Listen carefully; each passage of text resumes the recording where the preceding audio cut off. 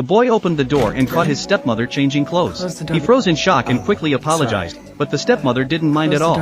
Seeing this, the boy hurriedly closed the door, yet his mind was full of her image. He stood by the door for a while, when suddenly his father appeared. They hadn't seen each other for half a year, and his father was extremely happy. Then his father introduced his newlywed wife to the boy, saying she would be his mother from now on. The boy shook her hand politely, but inwardly he was confused. How could his stepmother love his father, a man who had been violent? His own mother had been killed by his father. That evening, the father took them to a banquet.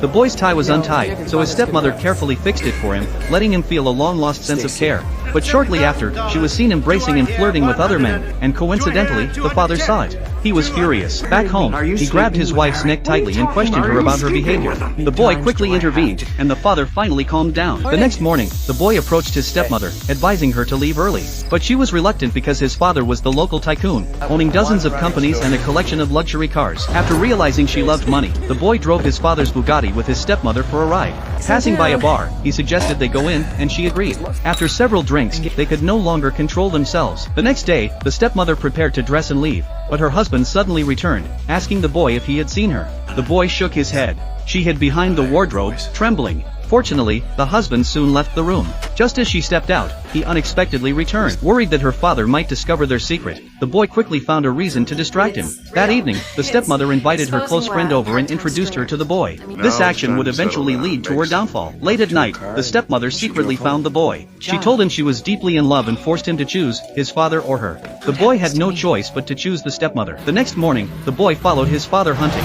While his father was tracking prey, he aimed the gun at him, but hesitated and missed the perfect opportunity. Back home, the stepmother scolded him for not acting decisively. The boy expressed regret, saying he now wanted to choose his father, but the stepmother's seduction made him lose control once again.